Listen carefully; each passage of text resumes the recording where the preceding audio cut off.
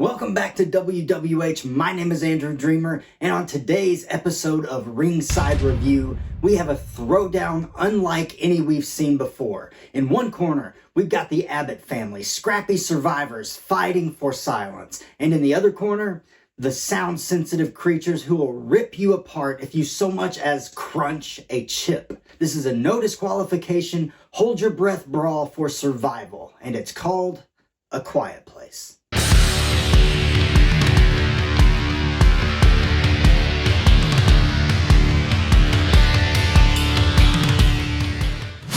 A Quiet Place was released in 2018 and directed by Jim Halpert, sometimes known as John Krasinski. He also co-wrote the film along with Scott Beck and Brian Woods. It was produced by Michael Bay, and the music was done by Marco Beltrami. Beltrami has done music for a lot of movies, including one of my favorites, Scream. Krasinski actually pulled triple duty in this film. He stars in A Quiet Place alongside his wife, Emily Blunt, and the two deliver amazing performances as a mother and father who struggle to survive and raise their kids in a post-apocalyptic world inhabited by blind extraterrestrials with a ridiculous sense of hearing. I remember seeing this movie in the theater when it came out, and I loved it. As time has passed, though, my love for it has, I don't want to say dwindled, but I don't like it quite as much as I did. I still think it's a really good movie and really well made. I just think my tastes have probably changed a bit since then, which is okay. Thank you for joining us today. Go ahead and like the video and let me know if you like this movie. But it is time for us to head down to the ring to officially get this show started. Impenetrably armored aliens, devoid of sight but equipped with razor-sharp hearing, have seized control of Earth, decimating much of humanity in their wake. Among the survivors are the Abbott family, resourceful mother Evelyn, protective father Lee, their deaf daughter Reagan, and their sons Marcus and Bo. Nestled within the dense woods of upstate New York, the Abbotts have established a secluded existence on their remote farm, relying on meticulous precautions for survival. They tread cautiously along carefully laid sand paths, a measure to evade the telltale crunch of leaves that could betray their presence to the alien predators. Communication is conducted through the silent eloquence of American Sign Language, ensuring that even the slightest sound does not give their location away to the deadly invaders lurking beyond the trees. During a rare excursion into the nearby town to gather supplies, young Bo stumbles upon a toy space shuttle, its vibrant colors standing out amidst the desolation. His eyes light up with excitement, but Lee, ever vigilant, insists they leave it behind, wary of the noise it could potentially emit. Reluctantly, Bo acquiesces, leaving the coveted toy on the store shelf. However, unbeknownst to Lee, Reagan clandestinely retrieves the toy and discreetly removes its batteries before slipping it back into Bo's possession.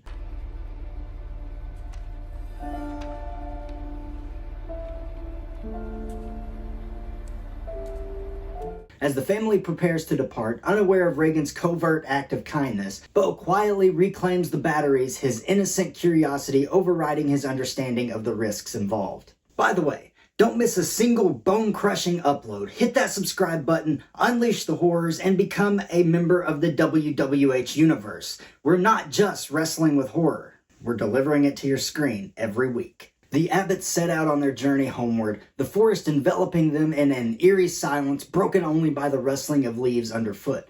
In a moment of youthful exuberance, Bo activates the toy space shuttle, its electronic whirring piercing through the tranquil surroundings.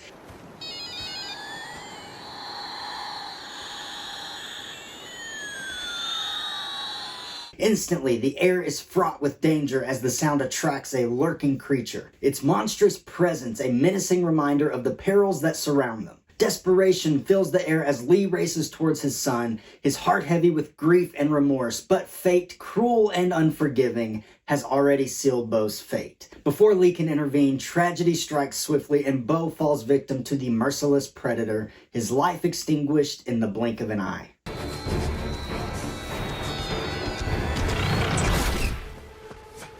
More than a year has passed now since Bo's tragic demise, and despite the lingering ache in their hearts, the family appears to have settled into a semblance of normalcy. Evelyn, visibly pregnant now, navigates through her days with a mixture of anticipation and sorrow.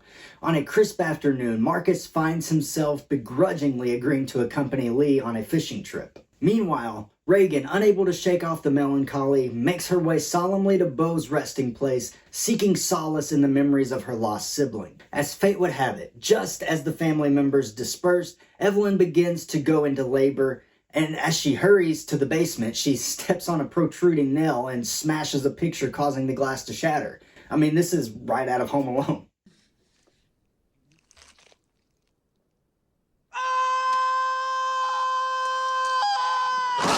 The commotion stirs the creatures lurking in the vicinity, their keen senses alerted by the noise. Suppressing her anguish, Evelyn presses forward, her determination overriding the agony. Amidst the dimly lit surroundings, she frantically searches for a switch. This switch turns on a bunch of red lights that surround their house. With the threat looming closer, Evelyn improvises, swiftly evading a creature's detection with nothing but an egg timer as her makeshift distraction.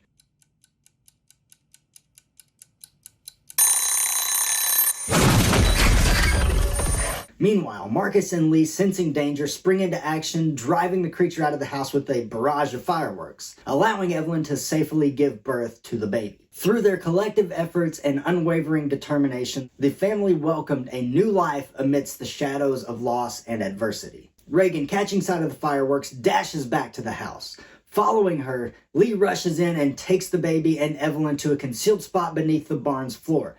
As the baby starts crying, it attracts a creature into the barn, and despite its efforts, the creature fails to locate the source of the noise, but accidentally damages some water pipes.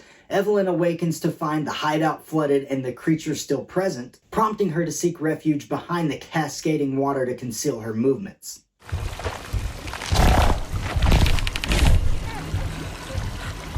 Marcus and Reagan ascend to the top of a corn silo, igniting a signal fire to alert distant farms. However, Marcus accidentally plunges into the silo, becoming trapped amidst the corn.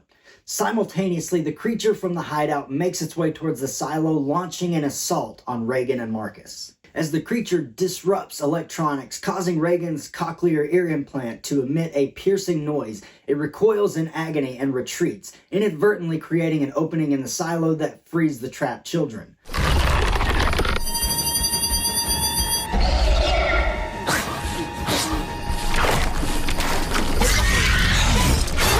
Lee locates Reagan and Marcus, guiding them to safety in the truck, but he sustains an injury during the encounter with the creature. With Marcus's screams drawing the creature's attention, Lee selflessly redirects its focus towards himself. He tells his daughter that he has always loved her and lets out a scream, sacrificing his own life for the safety of his children.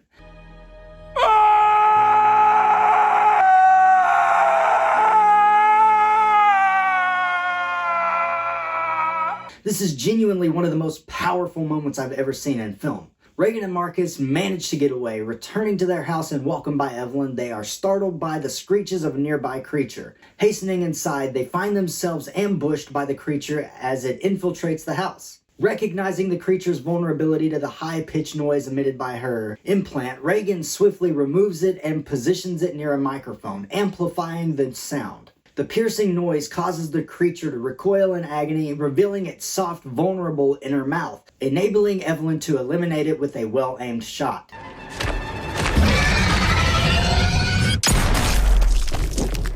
Empowered with this newfound knowledge, the family prepares to defend themselves against further encounters with the creatures as the film ends. A Quiet Place has had one sequel so far, with a prequel being released later this year. It seems like they're building a bit of a universe with this franchise, which I think is a good approach to the story. As I said, I don't like this movie quite as much as I used to, but why is that? Well, we'll talk about that in just a minute, but first we do have to take a short break, so stick around for more WWH action. If you're looking to save 20% from Redcon 1, I have a deal for you. All you have to do is type in code AndrewDreamer12 when you're checking out and you will immediately receive 20% off. Head over to ProWrestlingTees.com/AndrewDreamer to check out some of my merchandise as well. And last but not least, head over to Patreon and consider becoming a member of the WWH Universe. There's a lot of really cool perks and we would love to have you. Alright, we are back, but now it's time to quietly head back down to the ring for the positives.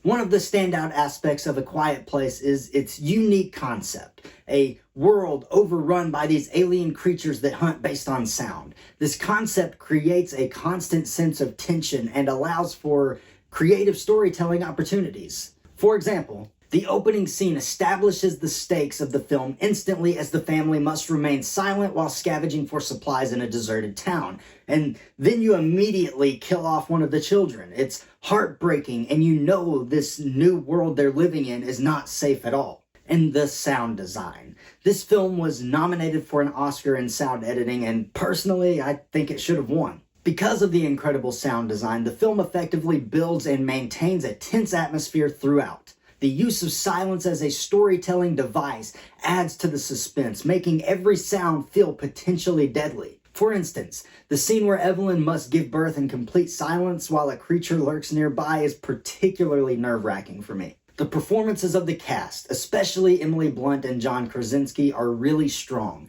They effectively convey the emotions and the struggles of their characters in a world where silence is imperative for survival. One notable example is the scene where Lee sacrifices himself to save his children, showcasing both Krasinski's acting and his directing prowess. I said earlier, this scene is extremely powerful, and I stand by that. Alright, let's look at some of the negatives of A Quiet Place now. The more I watch this movie, the more I question some of the decisions made by the characters, like leaving the store without making sure your kid doesn't take the toy he was enamored by, or the kid himself putting the batteries back in the toy. I understand that he's young, but he should at least know that sound is dangerous, so why do this? Maybe I'm being too harsh, but that bothers me. And while I appreciate the stylistic choice of using silence as the storytelling device, I like movies with well-written dialogue. I sometimes find myself getting bored without having any dialogue for the exposition. I do think that this kind of hurts the character development as well. I know I'm nitpicking here, but I can't help it. I just found myself wanting more of a backstory for the Abbott family. But overall, I found this movie to be effective, entertaining, and interesting. I hope they continue to flesh out this world and explore stories within it. So, if you haven't seen this yet, go check it out. It's definitely worth a watch. But that is going to wrap up this episode of Ringside Review. Let me know in the comments if you like this movie or if you think I should cover the sequel. Like the video, share the video, and subscribe to the channel. Thank you for joining us today, and remember, in the squared circle of horror, there's no count out for nightmares. My name is Andrew Dreamer, and this is Wrestling with Horror.